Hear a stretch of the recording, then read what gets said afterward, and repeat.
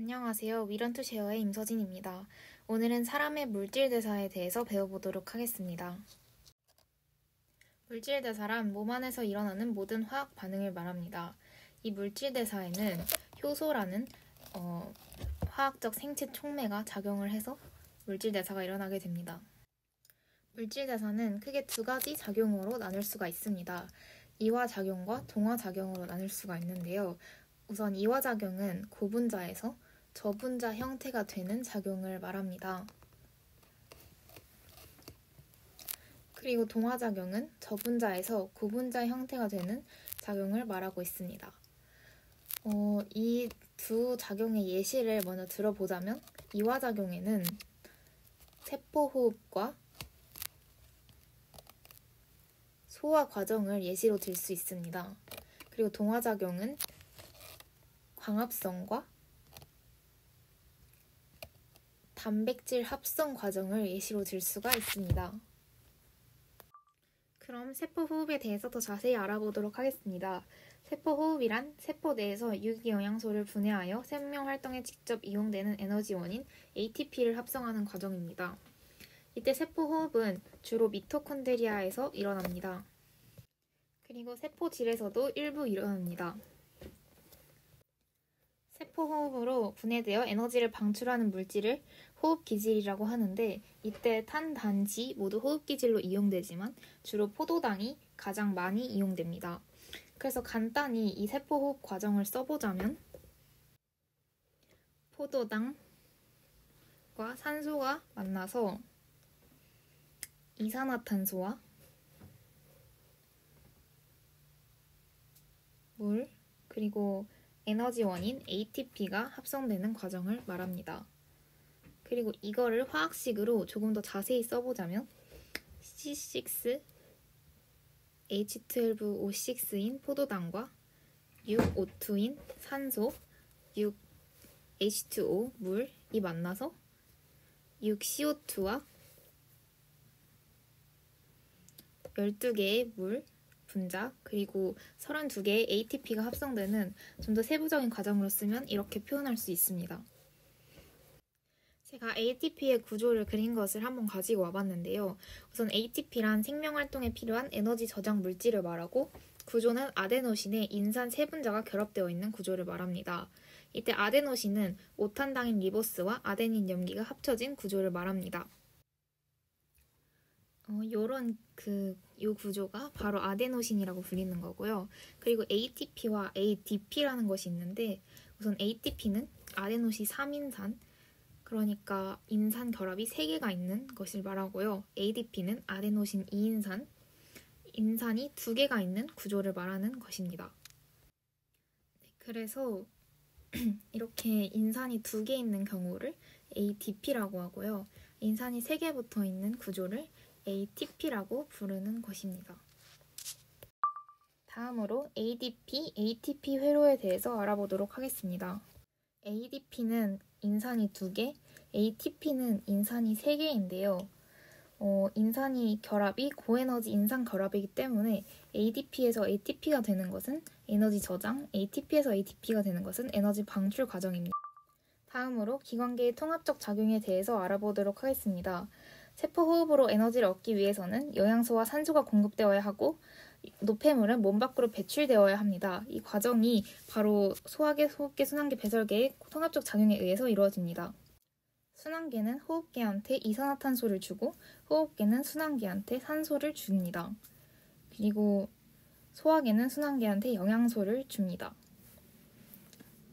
순환계는 조직세포에게 영양소와 산소를 전달해주고 조직세포는 순환계한테 이산화탄소, 물, 그리고 질소 노폐물을 전달해줍니다.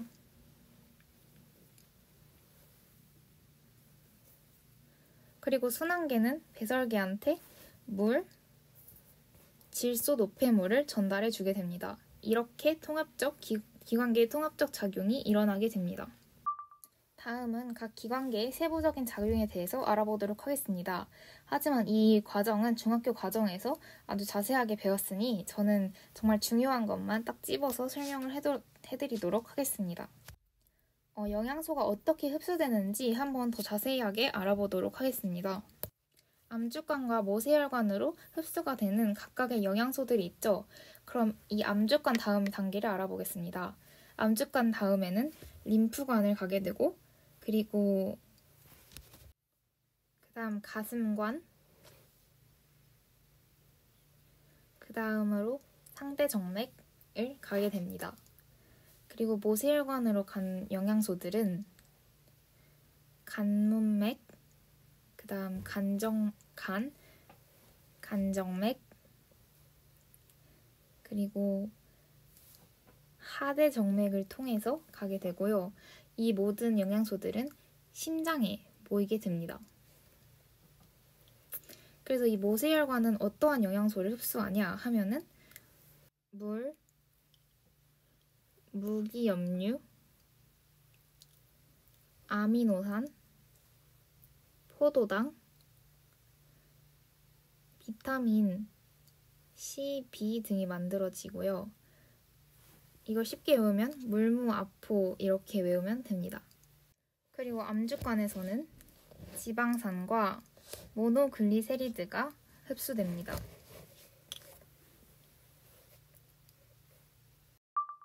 다음으로 호흡기에 대해서 알아보도록 하겠습니다. 호흡기는 코, 기관, 기관지, 폐 등으로 이루어져 있습니다. 그리고 호흡기에서는 폐포와 모세혈관 사이에 물질 교환이 일어납니다.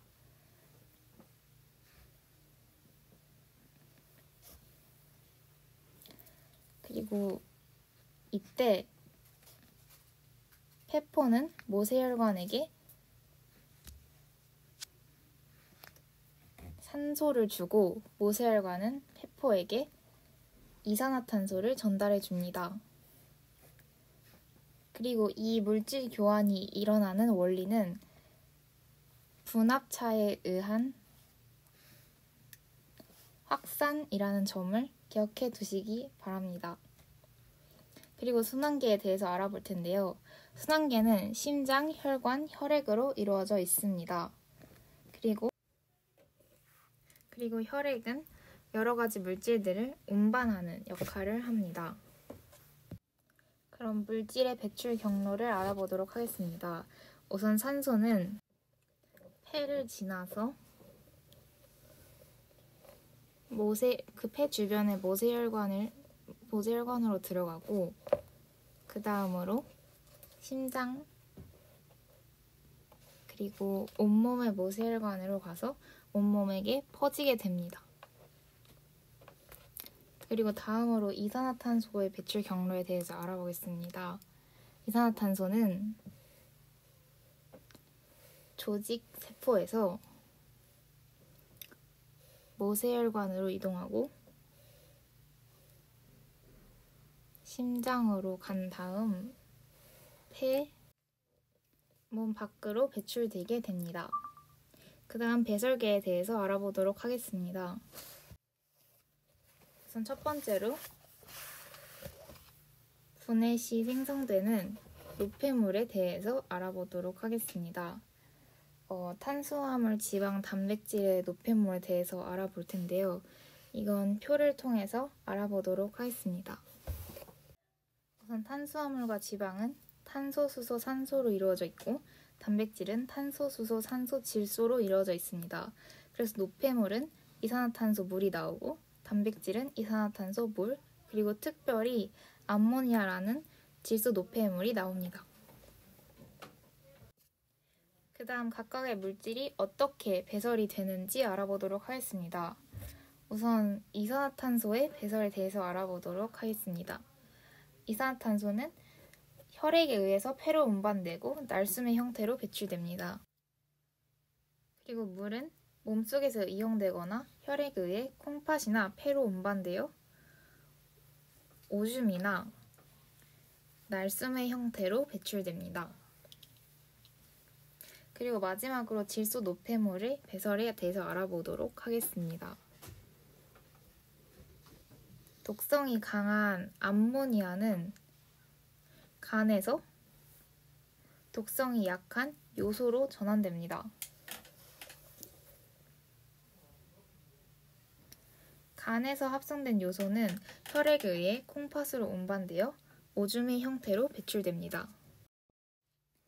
네, 이렇게 오늘은 물질대사와 기관계의 통합적 작용에 대해서 알아보았는데요. 소화계, 호흡계, 순환계, 배설계 각각의 기관계들이 분리되어 있는 것이 아니라 서로 밀접하게 연관되어 있다는 것을 알 수 있었습니다. 그럼 오늘도 저의 수업을 들어주셔서 감사합니다.